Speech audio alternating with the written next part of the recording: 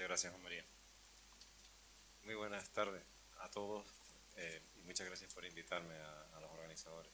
Y, bueno, y quiero saludar también a mis colegas, competidores que están en esta mesa también. Bueno, la idea de la mesa redonda esta, del debate, es la de decir por dónde están yendo los tiros en los principales fabricantes de membranas. Yo trabajo para Dow Chemical, voy a exponer las cosas nuevas en las que se ha investigado y que se están comercializando ahora dentro de lo que es Dow, pero yo creo que entre todos los fabricantes vamos más o menos en la misma dirección porque es lo que está marcando el mercado actual. Por parte de Dow, la primera, hay dos frentes que son el de agua salobre y el de agua de mar. En agua salobre pues están estas membranas que estaban ahí, que se llaman las ECO, la familia de las membranas ECO. Ahora, una de las tendencias también dentro de Dow es no poner ya los nombres claves de nombres muy complicados, sino llamarlas de una manera más simple y más mnemotécnica, vamos a decir. La idea de las membranas estas está basada en una nueva química de membrana que tiene más permeabilidad, con lo cual se puede fabricar membranas de menor consumo energético. Eso siempre de cara a ayudar, lo de eco viene de ecología, ¿no? Ayudar al medio ambiente con el tema del consumo energético para producir agua potable, vamos a decir, tanto sea a partir de agua salobre como agua de mar. Y luego también se ha estudiado el caso de los espaciadores. Los espaciadores de membranas es el gran olvidado siempre. Todo el mundo se fija siempre en la química de las membranas, pero hay elementos mecánicos dentro de lo que es el elemento membrana que se puede mejorar. Y el espaciador es uno de ellos y puede mejorar muchísimo lo que es el flujo dentro de la membrana y por añadidura lo que es la tendencia al ensuciamiento de la membrana y lo que es el delta P propio del elemento de osmosis inversa. Entonces, la idea es que siempre ha ido en contra lo que es el alto rechazo de sales, o el rechazo de sales con la permeabilidad, el famoso factor A y el factor B de la membrana. Normalmente, ahora veremos en esa gráfica, por ejemplo, vemos que siempre nos hemos ido, estas han sido diferentes etapas de química de membrana. Mejor ahora, es que yo no me oigo así. En esa gráfica vemos que la curva esa, en el eje de las X está el factor A, que es la permeabilidad de las membranas, y en el eje de las Y está el factor B. Y siempre, si queremos movernos en esas curvas, en la química, cada curva corresponde a una química de membrana, si queremos aumentar el factor A, es decir, una membrana de mayor productividad, vemos que el factor B también aumenta, es decir, el pasaje de sales aumenta también, con lo cual el rechazo de sales disminuye, por lo tanto la calidad empeora. Entonces la química lo que intenta es mover esa curva hacia abajo, de manera que el aumento de la permeabilidad no vaya en tanto detrimento del aumento del pasaje de sales. Entonces, como vemos ahí, la evolución de las químicas de las membranas antiguas a lo que es la membrana más revolucionaria de ahora, que es la ECO en agua salobre, vemos cómo has conseguido mover esa curva, aproximarla hacia el eje de las X. En lo que respecta a los espaciadores, los normales espaciadores que se usan dentro de la empresa Dow son de dos tamaños, 28 milésimas de pulgada y 34 milésimas de pulgada. Lo ideal es poder hacer espaciadores, seguir haciéndolo de 28 y de 34, pero que a su vez sean equivalentes a espaciadores de mayor espesor por su configuración geométrica. Y ahí se ha invertido muchísimo dinero y se ha logrado para este tipo de nuevas membranas un espaciador muy bueno, con lo cual nos va a permitir, hemos oído hablar hoy de la reutilización también, hemos oído hablar de muchas cosas interesantes, pero en el tema de reutilización puede haber membranas aplicables a este tema sin que sean membranas específicas, las denominadas antifouling, simplemente cambiando el espaciador. Aquí vemos, bueno, esto lo de antes era el delta P, pero bueno, y este es el consumo. Me lo voy a saltar porque creo que me estoy extendiendo. Pero bueno, de cara a esto, digamos que puede haber membranas de 440 pies cuadrados con 28 milésimas de pulgada. Digamos, 440 pies cuadrados es lo que se ha convertido en estándar hoy en día. Y membranas de 400 pies cuadrados con 34 milésimas de espesor de espaciador. Con lo cual podemos ir en un lado para membranas para aguas normales, y en otro lado para aguas que puedan ser, como dicen los ingleses, challenging, recipientes, agua con algún tipo de problema. Y todos estos productos con un rechazo de sales de 99,7, que en agua salobre es inaudito. Normalmente en agua salobre el rechazo de sales mayor que había hasta ahora era 99,5. Bueno, aquí son algunas instalaciones. Bueno, y en agua de mar, aplicando la misma filosofía, en agua de mar está la membrana Simax. Y es una membrana que tiene 17.000 galones por día de permeabilidad, de productividad, con un rechazo de sales bastante bueno, que es 99,7% también, pero en agua de mar. No es lo mismo 99,7% o un pasaje de 0,3% en agua de mar que en agua salobre. Es una membrana que tiene 440 pies cuadrados y 28 milésimas de pulgada. Y en esa gráfica vemos cómo el consumo energético, en el eje de las X está la temperatura, y el consumo energético, dependiendo de la temperatura, hemos conseguido, con esta membrana se puede conseguir, vamos a ponernos en 20 grados, vemos que el consumo energético está en el orden del 1,95, 1,96 kilovatios hora por metro cúbico.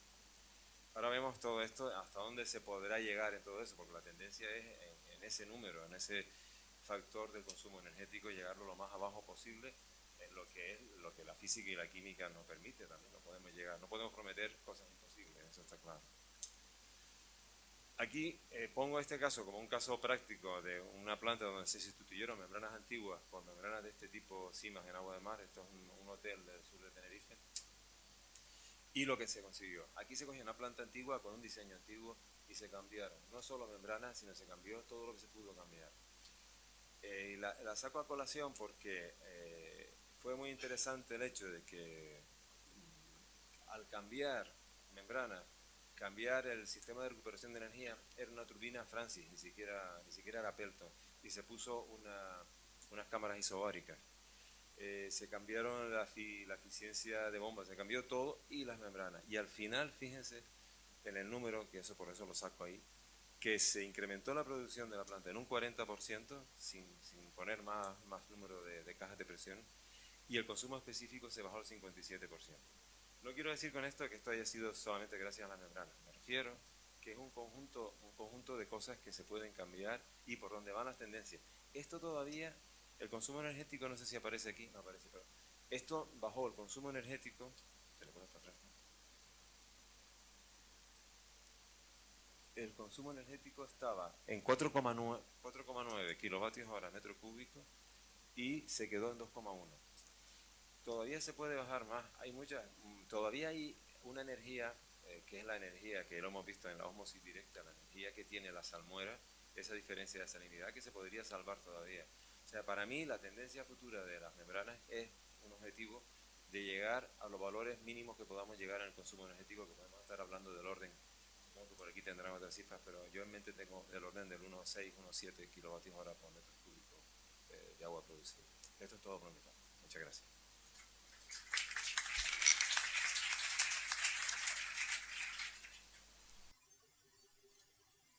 Buenos días. Gracias a todos y en especial a la organización por darnos esta oportunidad de estar hoy aquí.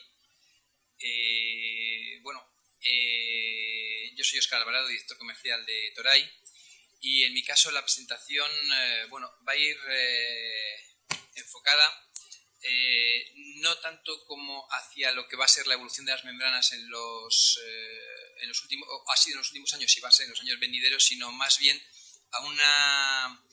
a lo que esperamos que sea la evolución en el desarrollo de los proyectos a nivel de proceso. En la presentación mía, básicamente, lo que vamos a ver, aparte de un repaso muy rápido de los distintos tipos de membrana que se pueden aplicar a los distintos tratamientos de agua, ver cómo, considerando estos procesos que normalmente se consideran por separado, una planta desaladora cerca de la costa, una planta de agua residual cerca del centro urbano, una planta de reuso cerca de los centros de riego, si somos capaces de integrar estos diseños o estos proyectos, podemos obtener interesantes mejoras.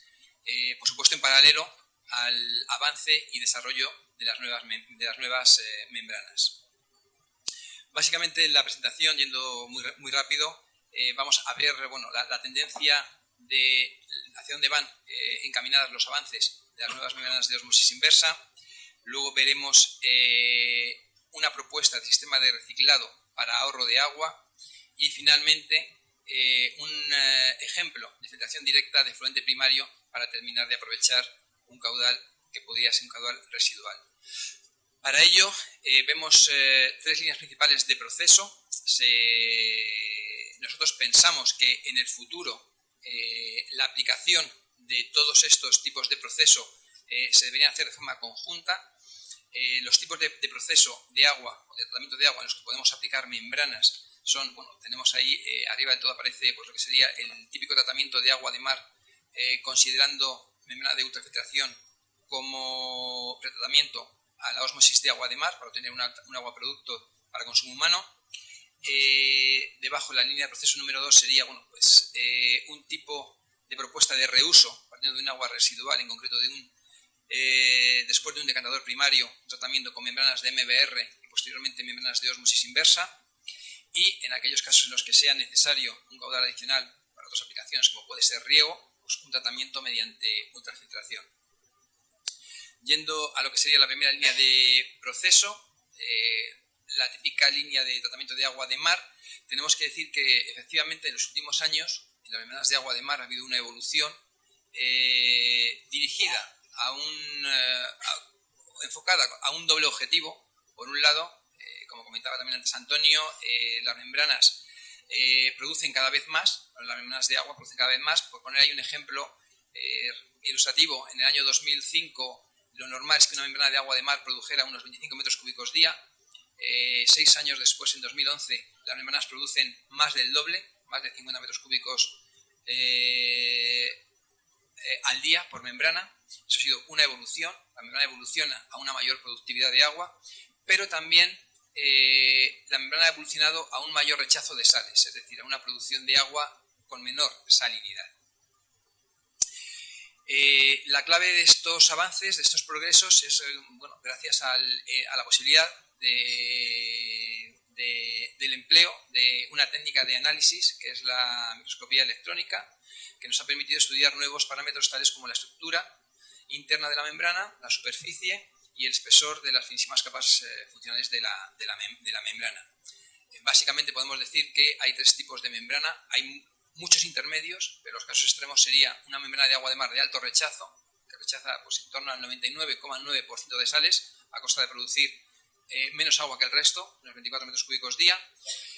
El tipo estándar, y en el otro punto estarían las membranas de alto flujo, que bueno, pues con un rechazo de sales del 99,8, que es bastante bueno, pues son capaces de producir el doble que las membranas de alto rechazo. La membrana de alto rechazo es lo que llamamos membranas cerradas y las membranas de alto flujo lo que llamamos membranas abiertas. Lógicamente, cada tipo de membrana tiene su aplicación.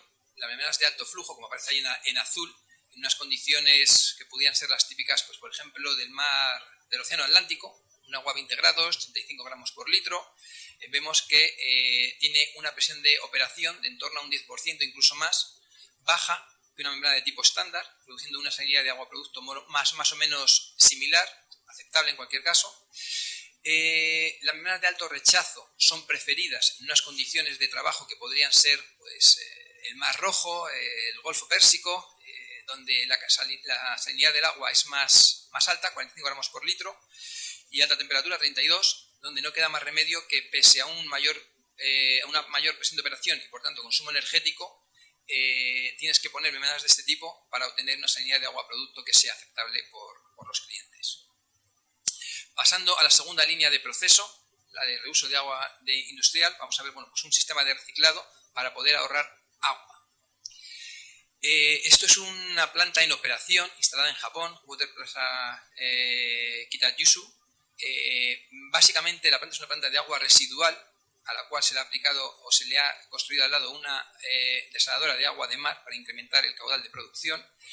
La planta de agua residual está produciendo 1.500 metros cúbicos día, que se llevan a una planta de tratamiento con membranas de MBR, y posteriormente se hace pasar por una ósmosis de baja presión, ósmosis que trata el agua residual. Con ello ya obtenemos un agua de producto de muy buena calidad y a través un rechazo, el concentrado de ósmosis de baja salinidad, que en condiciones normales o en un proyecto normal sería una corriente no deseable, un residuo, pero en este caso lo llevamos a la planta de agua de mar para conseguir una doble ventaja.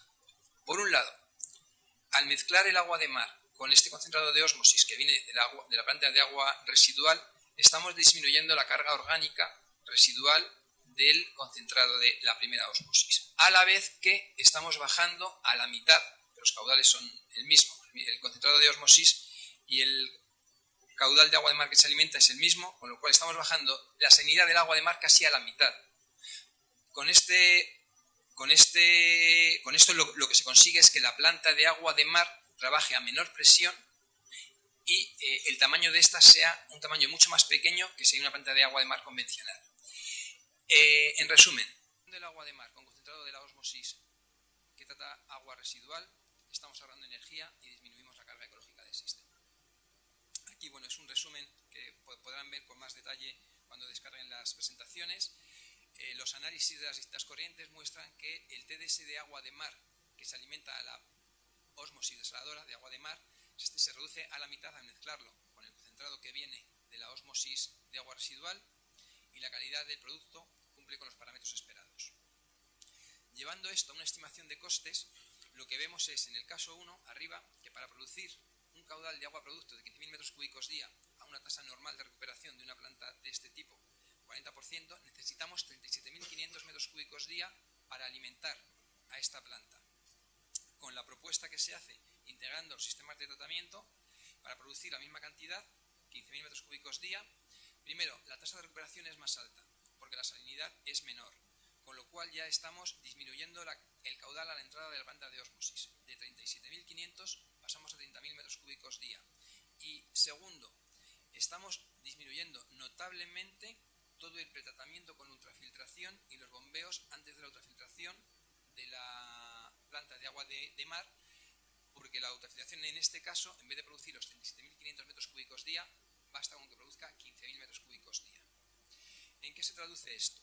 Pues haciendo una estimación gruesa, vemos que los costes totales se reducen en un 30%, integrando los dos procesos. El OPEX, la operación se reduce aproximadamente en un 31%, mientras que la inversión se reduce en un 28%. Y lo que es más importante de todo es que el coste de energía se reduce en un 39%. Pasando al tercer punto, la tercera línea de proceso, en aquellos casos donde necesitemos un caudal adicional, que no sea solo agua para potable, podemos instalar una planta de ultrafiltración que sería de un agua, para conseguir un agua de calidad para riego. ¿En qué consistiría esto? Básicamente, como decía esta mañana Miguel Ángel Cajigas, hay que cambiar el diseño típico de las plantas estas enormes, que como en el caso del Prat miden 1 kilómetro de largo, medio kilómetro de ancho. Bueno, pues esto simplemente se puede hacer muy sencillo, sustituyendo los tratamientos convencionales de aireación, decantación secundaria, por un tratamiento de este tipo con membranas de ultrafiltración. Esto, bueno, es un ejemplo de membrana de ultrafiltración, la de Toray, fibra hueca, filtración de fuera adentro, datos de operación típicos y, bueno, la conclusión es que, bueno, pues con la calidad de agua ultrafiltrada, con este tipo, pues reunimos unos valores de descarga suficientemente buenos, a excepción del nitrógeno total. Por lo tanto, el tratamiento exclusivamente con ultrafiltración permite que el agua sea apta para uso para riego, pero no para consumo. Y en resumidas cuentas, ya es la última diapositiva, considerando una óptima selección de las membranas para cada tipo de tratamiento y las condiciones, considerando los diseños integrados de plantas desaladoras y plantas de reuso, y adicionalmente, cuando sea necesario, nuevos tratamientos de agua residual sustituyéndolos por tratamientos convencionales, pues sustituyendo los tratamientos convencionales, llegamos a la conclusión de que con la tecnología actual, mediante la correcta combinación del diseño de los procesos de tratamiento de agua, somos capaces de producir agua de mejor calidad y con un menor coste de operación y de inversión. Eso es todo, gracias.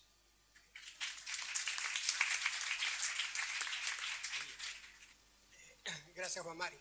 Yo no he tenido presentación, con lo cual les voy a dar unas breves pinceladas de la compañía.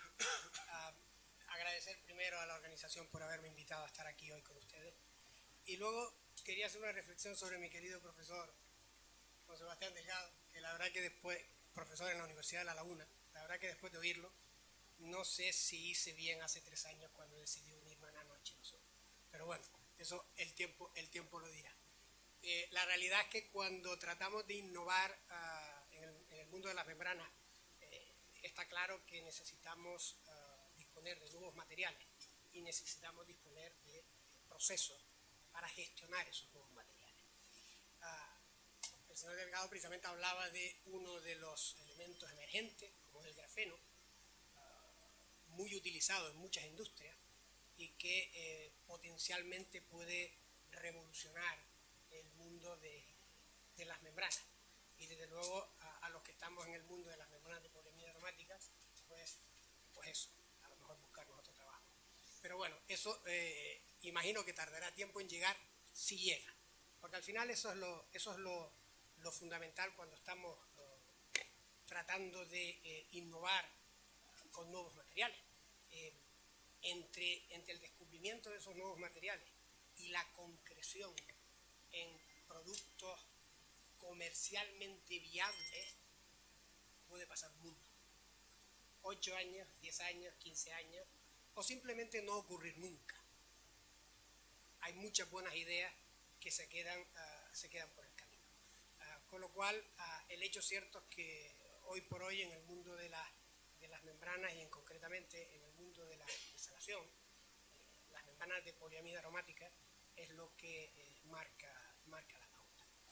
También por otra parte es cierto que a nivel de innovación, si uno mira hacia atrás, ha habido momentos de una cierta atonía. Es decir, cuando se ha alcanzado un cierto performance, un rendimiento razonablemente adecuado en las membranas, parecía que no ocurría nada, todo estaba quieto. Y la realidad es que a veces ustedes, los usuarios, los constructores, nos ponen mucha presión, pero el hecho cierto es que investigar, innovar, cuesta mucho dinero. ¿Y cómo trasladamos ese dinero después a los productos que os queremos vender a vosotros siendo competitivos? Y eso es una pregunta que traslado después para discusión, porque si no nos centramos en el análisis del life cycle cost, se hace muy complicado meter innovación. Dicho eso, como comentaba antes, además de materiales necesitamos nuevos procesos, quizás procesos que nos lleven a desarrollar capas, multicapas activas. Es decir, todo esto es mucho más complejo de lo que a priori puede pasar. Y en ese aspecto yo les quería contar la historia recién empezada, espero, de LG Nano H2O. Nano H2O como compañía, antes de llegar a tener productos comerciales, solo fueron 6 años, solo, de un esfuerzo enorme, de muchos sinsabores, de tratar de buscar dinero con fondos y empresas que creyeran en el futuro de la compañía. Y no fue nada fácil. En el 2005 la empresa empezó en la esquina de un laboratorio en la UCLA. Muchos de vosotros conoceréis la Universidad de California de Los Ángeles, que sin duda ha sido una universidad pionera y fundamental en el desarrollo de las membranas de osmosis inversa. Pues en una esquinita de ese laboratorio fue donde Nano H2O solicitó una licencia a la UCLA y a partir de ahí empezó. En el año 2009 ya llegamos a tener productos, membranas comercialmente utilizables, ya testeadas, con lo cual ya se empezó a ver que el tema era real, con lo cual en el 2010 se inició la construcción de la primera fábrica que empezó en el 2011. ¿Y en qué consiste la tecnología nuestra? Hablamos de nanotecnología y quiero separarlo claramente de la nanofiltración que hemos estado hablando hoy. Eso, los americanos hay quien llama la nanofiltración una osmosis pobre. No sé si eso es una buena manera de definirlo o no, pero el hecho cierto es que en LG Nano H2O es otra cosa. Nosotros fabricamos membranas de poliamida aromática exactamente siguiendo los mismos pasos que mis competidores, compañeros de la mesa, pero hay una pequeña diferencia que es en la fase de polimerización, en el monómero. Nosotros, al igual que ellos que añaden aditivos orgánicos, nosotros además de añadir aditivos orgánicos, añadimos nanopartículas que lo que hacen es cambiar la estructura química de la membrana. Cambian la estructura de la capa activa y haciéndolo de esa forma lo que conseguimos es aumentar la permeabilidad o aumentar el rechazo de sales. Del 2011 que empezamos comercialmente y nuestra única referencia era una planta piloto en Port Hueneme, en California, donde la Marina norteamericana tiene un centro de investigación impresionante, a hoy pues ya tenemos más de 450 plantas instaladas, tenemos referencias importantes, estamos trabajando con muchos de ustedes, con lo cual creo que el camino ha sido muy exitoso y para bien o para mal, digo porque no me oyen mis nuevos dueños, pues lo hemos debido hacer razonablemente bien, que ya hemos sido comprados. Lógicamente la entrada en LG nos va a aportar muchas cosas.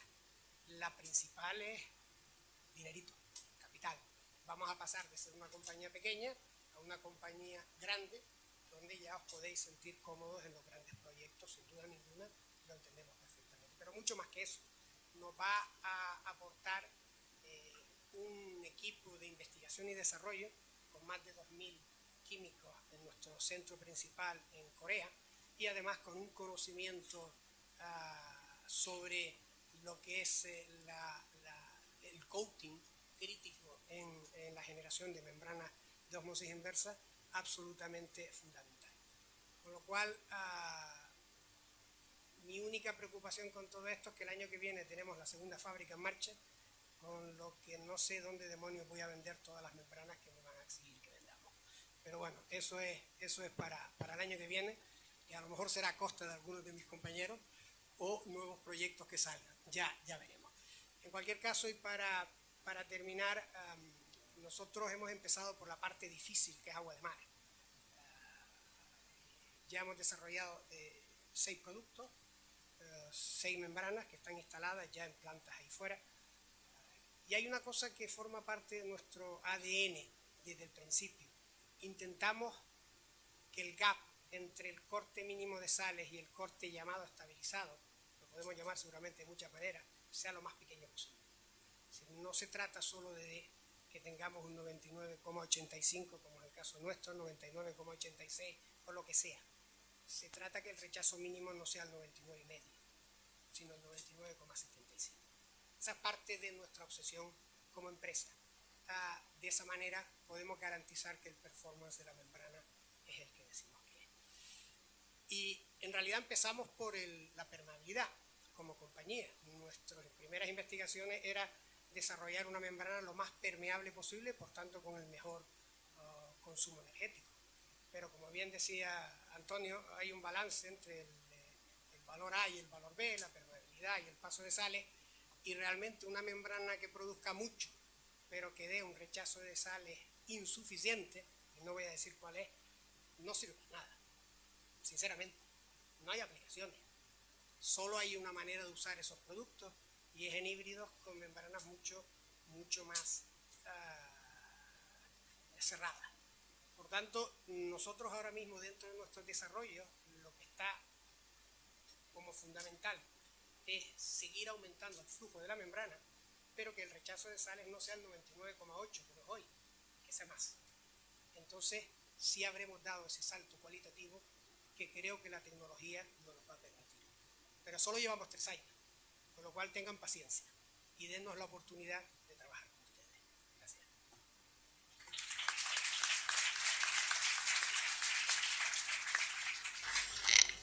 Gracias, Juan Carlos. A continuación nos expondrán sus novedades Sergi Lluch de Penter. Hola, buenas tardes. Yo en principio tampoco no he preparado ninguna presentación y de hecho tampoco no pensaba explicar nuestras novedades porque ya las hemos explicado antes, también las explicaremos mañana. Pero tal como yo lo entendí un poco respecto al futuro de las membranas, un poco cómo creemos nosotros que evolucionará el futuro de las membranas, en qué estamos trabajando. Realmente yo no sé en qué estamos trabajando porque a mí me lo explican cuando las cosas ya están suficientemente maduras como para llegar al mercado. En todo el proceso que llega hasta ese punto, pues evidentemente yo puedo oír algunas cosillas, pero no sé realmente cómo van. En cualquier caso, lo que sí que tengo entendido es que, como hemos visto hoy, tenemos ya una membrana de nanofiltración y, por lo que me han dicho, casi dentro de lo que es el rango de la nanofiltración podemos hacer casi una membrana a la carta, en cuanto que tenemos incluso membranas que tienen un mayor grado de retención. En muchos casos el problema es, bueno, tenemos el producto pero a lo mejor no tenemos la aplicación, o quizás la aplicación existe pero no se potencia lo suficiente. En eso pensaba un poco esta mañana cuando Ángel Cajigas explicaba que, bueno, que ellos realmente en principio de los años 2000 tenían muchas plantas que ya cumplían con lo que tenían que cumplir y que por tanto, si no era para reutilizar, no tenía sentido dar mucha mayor calidad del agua.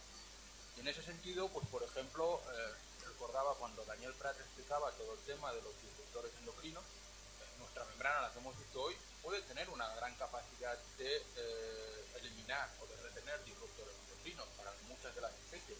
Pero realmente, aunque haya una cierta preocupación respecto a esos disruptores endocrinos, a efectos prácticos, la legislación no exige nada ahora mismo. Y como decía un importante tecnólogo gurú sobre este tipo de aplicaciones como Simon Jack, uno de los grandes impulsores de la tecnología es la legislación. También tiene su importancia la legislación y finalmente lo que ayuda mucho a potenciar según qué aplicaciones es la legislación. Con lo cual, si la legislación no nos obliga a aplicar esas membranas, pues posiblemente el uso potencial de esas membranas se verá muy disminuido. Pero es que claro, hay otro problema añadido, al menos aquí en España, que yo creo que en el resto de Europa no se da tanto, y es que en muchos casos este tipo de tecnologías tienen ventajas evidentes, pero también tienen un coste. Y en un país donde el coste del agua está tan subvencionado, donde incluso en según qué comunidades autónomas están permitiéndose el lujo de eliminar el canon de vertido, donde realmente las depuradoras se deberían sostener con ese canon de vertido porque en su momento se construyeron, pero habrá que renovarlas tarde o temprano y para entonces pues no sé de dónde sacaremos el dinero si no se aumenta el canon de vertido como debería, pues aplicar estas nuevas tecnologías también va a ser complicado. Con lo cual, el futuro de las membranas, a veces parece que incluso las empresas vamos por delante de lo que es el mercado. En este sentido, pues es un poco difícil prever cómo irán las cosas porque en el resto de Europa tampoco no se está legislando mucho más allá en cuanto a estos parámetros que comentábamos de según qué contaminantes emergentes y por tanto la aplicación muchas de estas tecnologías pues está casi en la nevera esperando a que realmente surjan las oportunidades para lanzarlas. No se me ocurre mucho más que decirles y es una forma diferente de enfocarlo.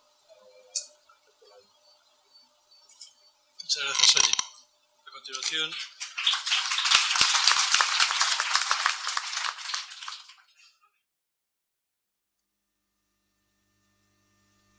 Okay. To discuss the future of the membrane, I was thinking, well, maybe it's also worth to have a look back how the past was. And since the 70s, the energy consumption could be reduced drastically from 12 kilowatt hour per cubic meter. It was reduced to 2.5 or even lower, sometimes to 1.7. So I think it was a tremendous step in seawater desalination plant. And please keep in mind, the thermodynamics say that you need around 0.7 kilowatt per cubic meter or 1.5, depending on the assumption you're doing, to produce seawater, to desalinate water. So I think the efficiency of the RO processes has increased tremendously. And one reason, of course, was simply the implementation of energy recovery devices, isobaric or turbocharger, and they dropped in the last years the energy consumption. But also the UF pre-treatment could help a lot because now we have a much better water quality than in the past, and now we can operate with higher fluxes and you can build the system smaller. So these are inventions we did in the last 20 years. In the last 2 years, also the tendency of mixed installation is coming up. That means that you have high rejection and low energy in one vessel in a seawater desalination plant. The reason is simply that if you would operate just with low energy at a certain pressure, the flux of the first element would be too high and it would cause falling. And to equalize the workload in one pressure vessel, we make a mixed installation. But still, this achieves that you can operate with lower pressure and a much better rejection. And finally, looking at the process, also, of course, the chemicals you're using has improved. The biocides are much more effective. You have much more varieties. The antiscalings become more efficient and cheaper. And actually, also, the price is essential for the growth rate.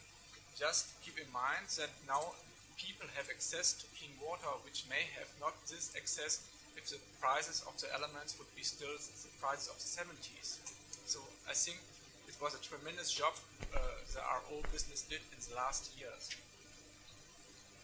And one essential part, of course, of a RO plant is the reverse osmosis element.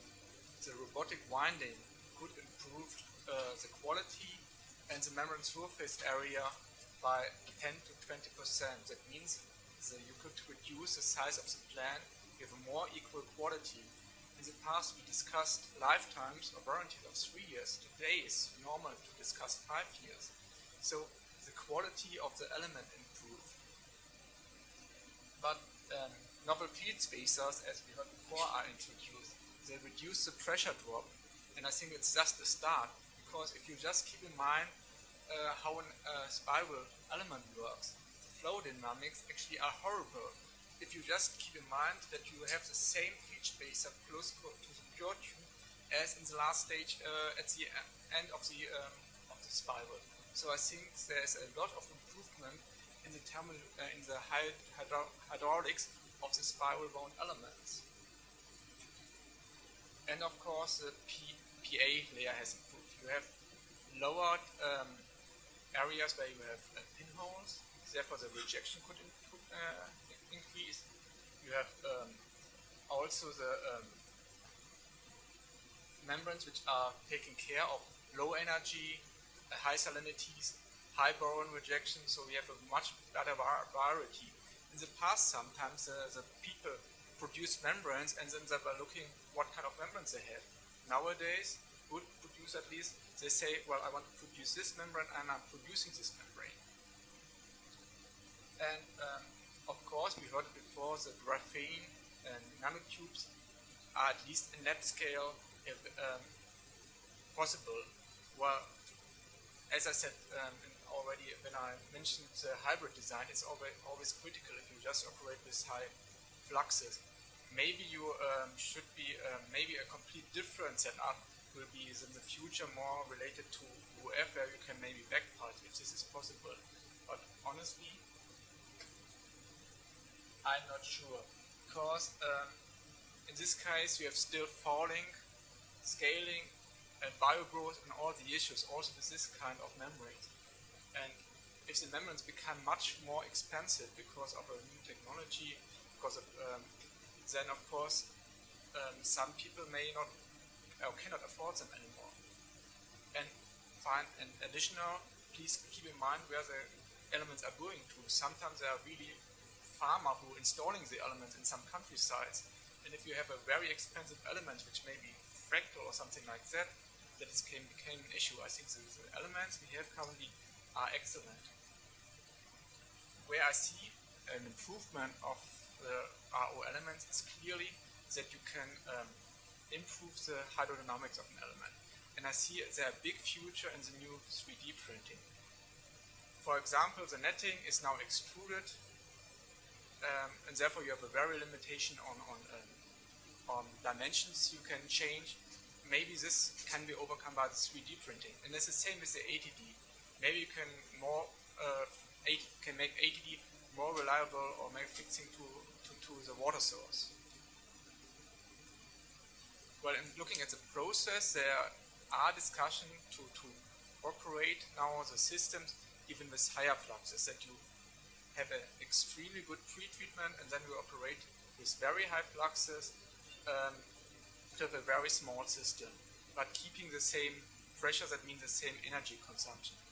That I think is possible. I think that could be also a future, but you have to keep in mind that then the pre-treatment, of course, has to improve because, as I said, higher fluxes mean a higher concentration, polarization, and falling. But I think this is possible.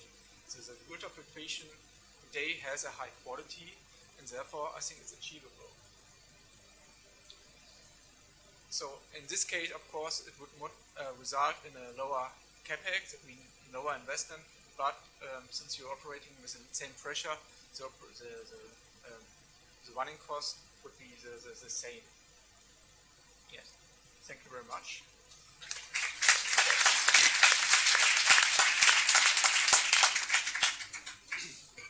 Bueno, ahora abrimos la mesa redonda para que intervengan todos ustedes.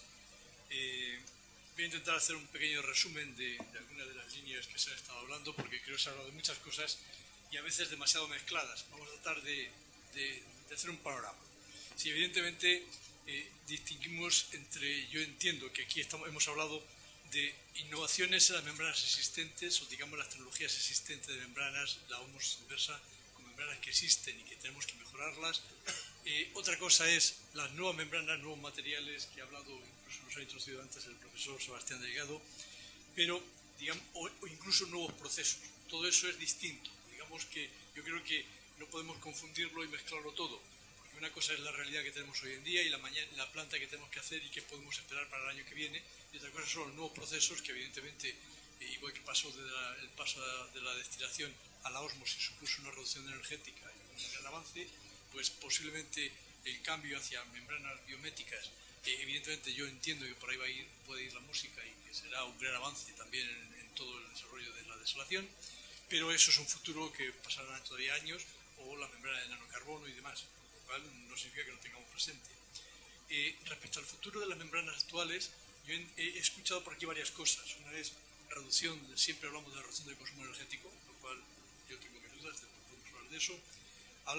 Hablamos de espaciadores, también es un asunto interesante, que pueden reducir el ensuciamiento, lo cual me resulta muy interesante, pero también les preguntaría a los fabricantes de membranas si eso va a suponer que nos permitan SDI más altos, por ejemplo, porque estamos hablando siempre de reducir el ensuciamiento y membranas con menos ensuciamiento, pero los SDIs que nos exigen son cada vez más estrictos o siguen siendo iguales, lo cual nos obliga a instalar ultrafiltración, lo cual va en contra de pretratamientos, etc. Vamos a ver. Pongamos un poco en orden todo esto, y esto un poco es lo que tenemos así como panorama. Yo creo que hay muchas preguntas y abro el turno a ustedes, que son los que tienen que hablar. Primero que se atreva. Sí, allí. Por favor, identifíquese, cuando hagan la pregunta, identifíquese previamente. Sí, buenas tardes. Xavier Simón, del Centro Tecnológico Leitat.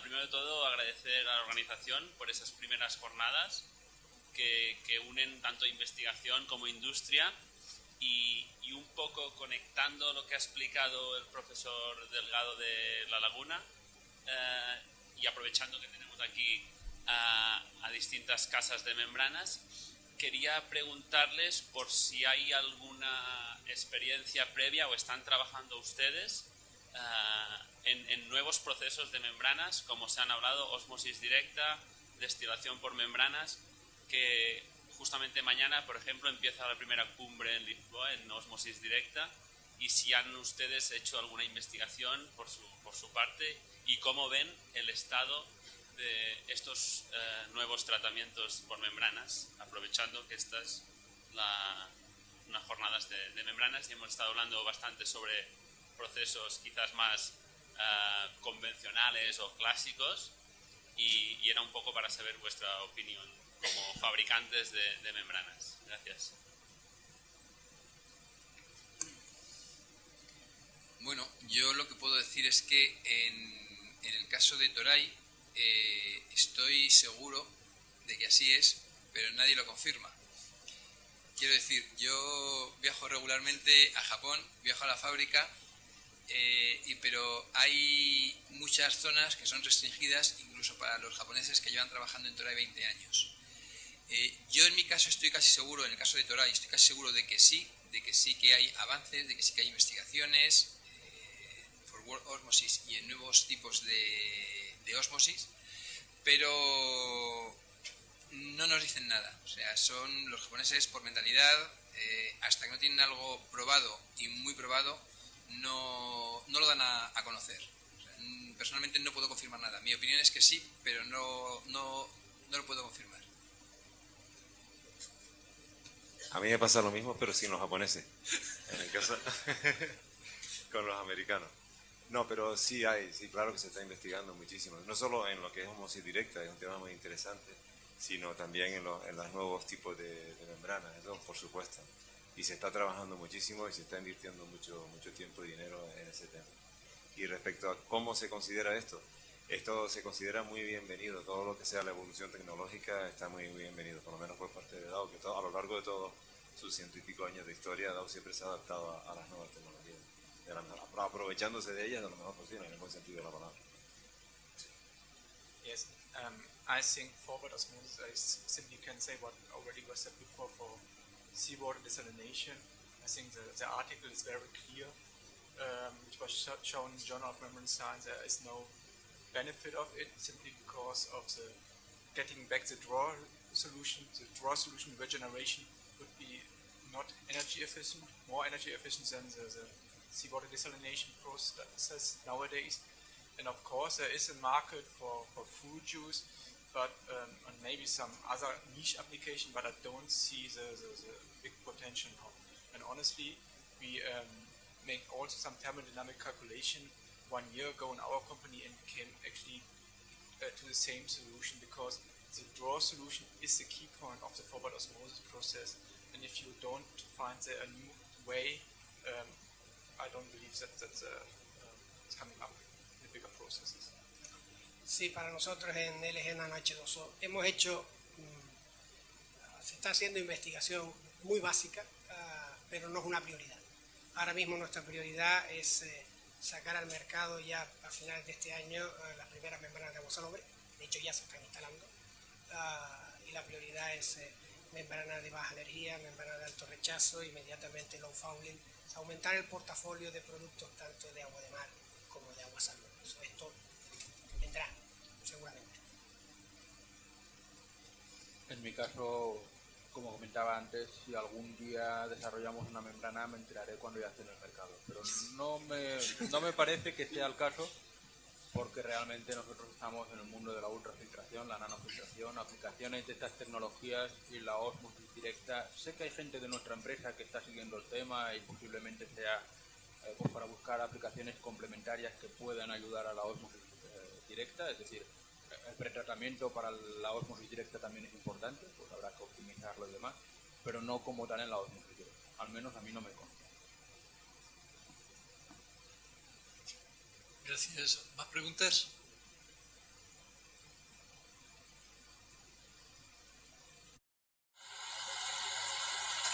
Yo respondo a lo del SD. El tema de ir con pretratamiento de ultrafiltración, ahí hay empresas donde, que es el caso de Dow, que intenta tener toda la gama de productos que se pueden aplicar en el tratamiento de agua, entre ellas la ultrafiltración como pretratamiento de la ósmosis. El tema de que una membrana, vamos a llamarla preparada para el fouling o antifouling y todo eso, pueda aguantar más SDI, por supuesto, es un hecho.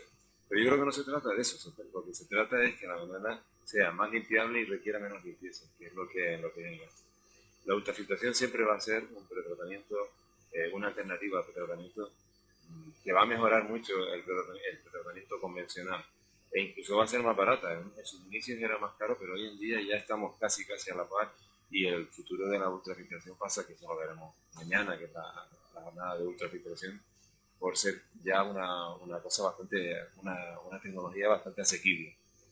Ahora, yo el SDI lo dejaría donde está, porque el SDI máximo, el SDI es enorme, porque en los boletines técnicos de casi todos los fabricantes de membrana ponen SDI de 5. Yo no sé si se lo han medido, pero SDI 5 es un agua que es una verdadera porquería.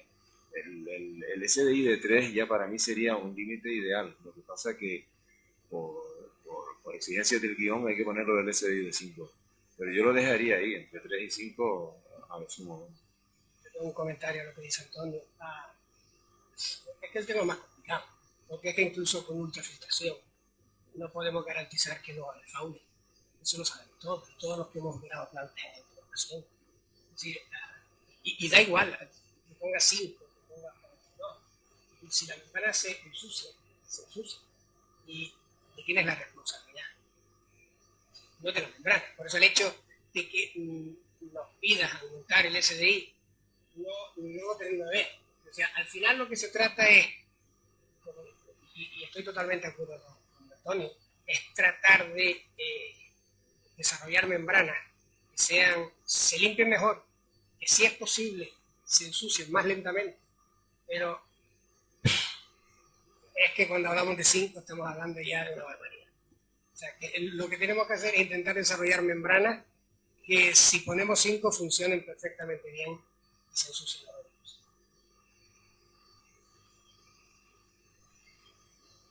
Y por otro lado, una cosa, el máximo CDI posible es 6,67. Sí, claro, sí. El de 15 minutos. No desarrolles hueso, no hace falta.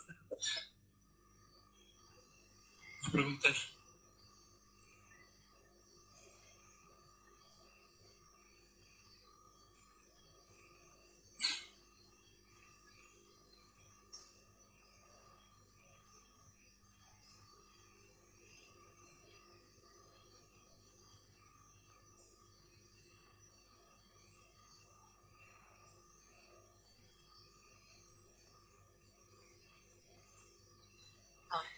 En el tema de la capacidad de las plantas, salieron al mercado las membranas de los en este sentido, no veo nada. El futuro está acabado o... Yo hablo, ¿vale? Tú no sé si tienes cosas que decir, pero es que me toca la fibra sensible. El tema de las membranas de las 16 pulgadas inicialmente es una idea buenísima. Cuando se empezaron a plantear proyectos enormes en macro desaladoras de 500.000 metros cúbicos día y cosas así, fue cuando se formó un grupo entre todos los fabricantes de membranas y fabricantes de cajas de presión, fundamentalmente, para ver cuál era el diámetro óptimo de una membrana mayor. Al final se llegó a la conclusión de 16 pulgadas. La membrana de 16 pulgadas tiene 4,3 veces la superficie de una membrana de 8, pero también tiene 4,3 veces el peso de una membrana de 8. O sea, estamos hablando de 60 kilos de membranita. Con lo cual, para mí, el límite son las de 8 pulgadas, son 17 a 20 kilos que un ser humano medianamente normal la puede cargar dentro de la caja de presión. Ahora, no quiero decir con eso en que Dow no esté apostando por ella. Dow apuesta por ella y la fabrica. Y de hecho Dow se ha llevado la planta esta que se está construyendo en Israel. No me acuerdo el nombre ahora, pero bueno, es una planta que es de 600.000 metros cúbicos día, que la está haciendo, la mitad la está haciendo Dow. Pero más que nada, no se lo dieron todo a un fabricante de membranas, no por repartir el mercado, sino porque no había capacidad de producción en ese momento para tantas membranas de ese diámetro. Ahora, cada empresa que ha apostado por fabricar ese tipo de membranas ha tenido que desarrollar un mecanismo para montarla. Una serie de polipastos, bueno, se suministra mini grúas con una serie de manivelas y corleas, un mecanismo así, para poder montar y encajar esa membrana. En el caso de la Israel, curiosamente, además, son cajas de presión verticales, o sea, se montan de arriba abajo. No sé si que las sueltan de arriba y caen, no creo. Pero que será un mecanismo que habrán diseñado ellos, seguramente, y ninguno de los fabricantes de membranas, con una especie de ascensor, de mecanismo así, que las va colocando. Claro, en plantas como las que estamos hablando de nuestro entorno geográfico, a no ser que la pongas a propósito, hay una referencia por ahí, no sé dónde está, si en Chipre o eso, que es una planta pequeña que tiene membranas de 16 pulgadas, pero es a nivel piloto puramente. Yo creo que ahí está, quedará ahí, pero no va a ser el boom que va a marcar la norma de las instalaciones. Yo creo que vosotros mismos, los grandes especiales, los que hacéis las grandes plantas, sois los que nos podéis dar el feedback mejor que nosotros. Y al final, cuando empiezas a hacer el balance y tratas de afinar para llevarte el proyecto, dices, y si tienes que curar la planta y piensas en logística, ¿qué tengo que hacer? Y se me puede matar un tío mucho más fácilmente que con membranas de 8 pulgadas. Lo normal es que vosotros mismos digáis, bueno, ¿qué diferencia hay? Mínima, si es que la hay. A mí hay quien me ha dicho que es que sale más caro. Entonces, ¿para qué? Tendrías que estar construyendo plantas muy grandes y eso parece que, bueno, se está en determinados sitios, muy poco parado, para que tenga algún sentido. En nuestro caso en concreto, simplemente como no vemos el mercado, no estamos prestando ningún tipo de atención. Yo creo que efectivamente las membranas de 16 pulgadas, como ha dicho Antonio, es algo que está ahí. Yo creo que todos los fabricantes principales de membranas de ósmosis tienen en su catálogo. Es una posibilidad que pues, es a gusto del cliente, lo que el cliente especifique. Yo, a modo de experiencia personal, y porque un cliente nos lo pidió así, antes de trabajar yo en Toray, trabajaba para las empresas de agua, y un cliente sí nos pidió un comparativo para una planta grande, diseño básico, con una de 2 pulgadas con una de 16 pulgadas.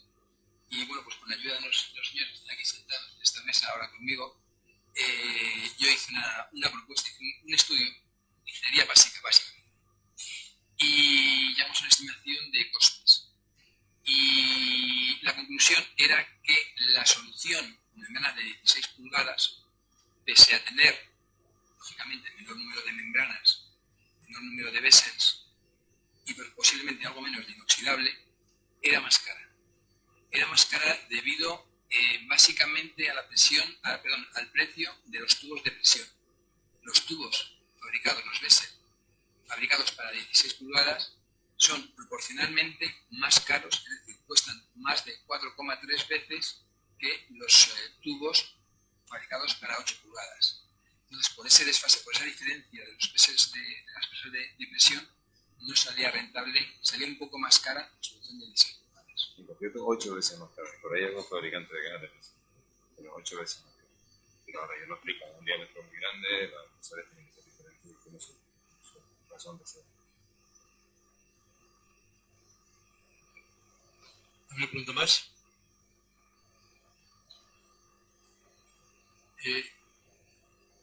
Yo hay una pregunta que querría hacerles también, porque hemos hablado mucho de ello y es, lógicamente, los que nos dedicamos a diseño y a construcción de plantas, lo que buscamos siempre, igual que los clientes, es que el costo del metro cúbico sea lo más barato. Por lo tanto, son varios términos que intervienen, unos el CAPEX y otros más. El CAPEX, evidentemente, estamos siempre dando la tabarra con que tenéis que bajar. Y en eso hay que seguir. Y la otra, el OPEX es el consumo energético, fundamentalmente. Aquí hemos hablado de consumo energético y algunos han dado algunas cifras que a mí me han resultado escandalosamente bajas. Señor Antonio Casallo, de 1,7. Entonces, ¿por qué? Por una simple razón, porque yo entiendo que sí que tenéis que mejorar y se podrá mejorar con la química de la membrana, aumentar los flujos, etcétera, etcétera, pero no hay que olvidar que al final la presión mínima que tenemos que alimentar es la presión osmótica de la salmuera. Y ahí estamos en 60 bar.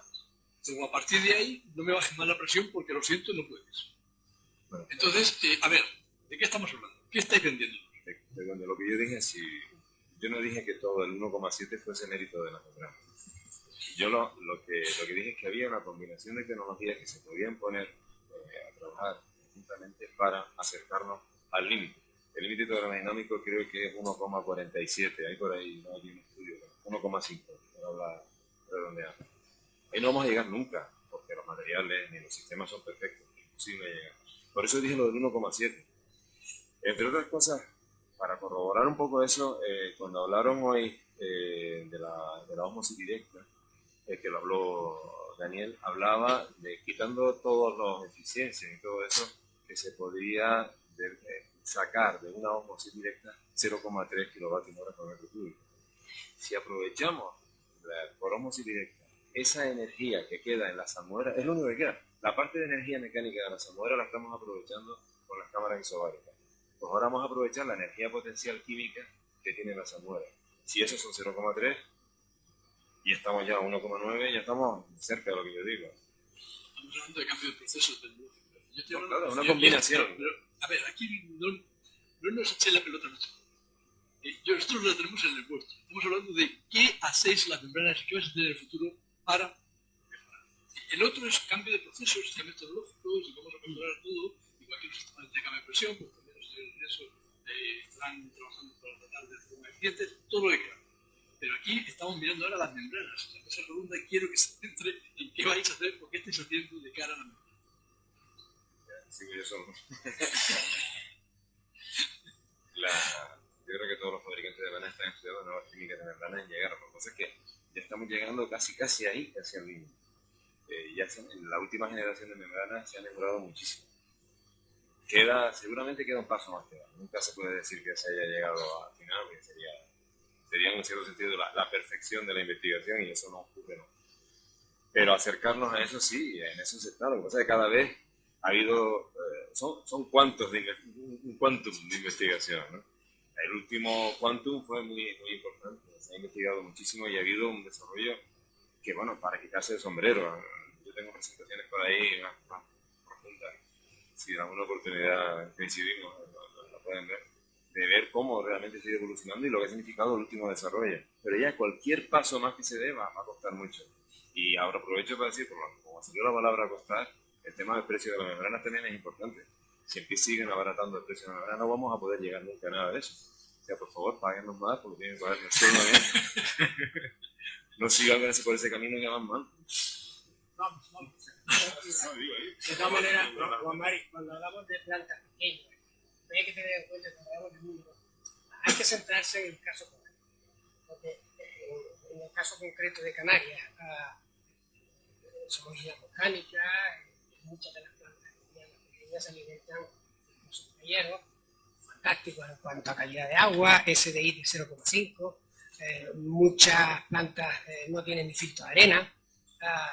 Nosotros tenemos allí plantas funcionando con 21 LMH en el flujo del sistema, con lo cual, y por supuesto, la mejor ultrafiltración es la roca volcánica. Pero hay muchas ocasiones que te encuentras con contaminación. Es decir, hay retorno de riego, tienes aporte de agua salobre, con lo cual es muy fácil que la salinidad fácilmente estás hablando de un 10%, de un 15% menos que agua de mar. Y eso tiene su impacto, lógicamente, en el consumo. Respecto a desarrollo, bueno, nosotros estamos trabajando para mejorar nuestra membrana S, la Energy Savings. Esta membrana pues ya tiene casi 16.000 galones por día, con 99,8% de rechazo de sales. Ya lo decía antes.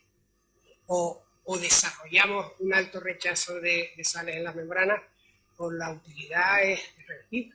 Entonces, nuestro objetivo como compañía es seguir hacia arriba hasta un cierto límite. Al final sabes bien que las membranas de alto flujo tienen más limitado uso. Depende de la temperatura, depende de la recuperación de agua. Hay proyectos en Latinoamérica que se está pidiendo óptimo consumo específico, pero luego te piden 50% de recuperación de agua. Lo cual no tiene mucho sentido porque el propio diseño ya te obliga a hacer algo híbrido con membranas de menos flujo. Entonces, también es cierto que nosotros tenemos que hacer cosas, pero a lo mejor tenemos que empezar a educar a los que preparan el pliego de producción. En este caso, o sea, ni los proyectos, a las ingenierías que preparan los proyectos, a lo mejor también tenemos que hacer ese ejercicio. Se están perdiendo opciones de diseñar una planta de manera mucho más eficiente porque los consultores están anclados en el silencio. Y eso es un problema. Hay que enseñar de otra cosa. ¿Más preguntas, por favor? Bueno, si no hay más, vamos a cortar aquí, que vamos ya con retraso y se están acumulando retrasos en las mesas siguientes. Muchas gracias a todos.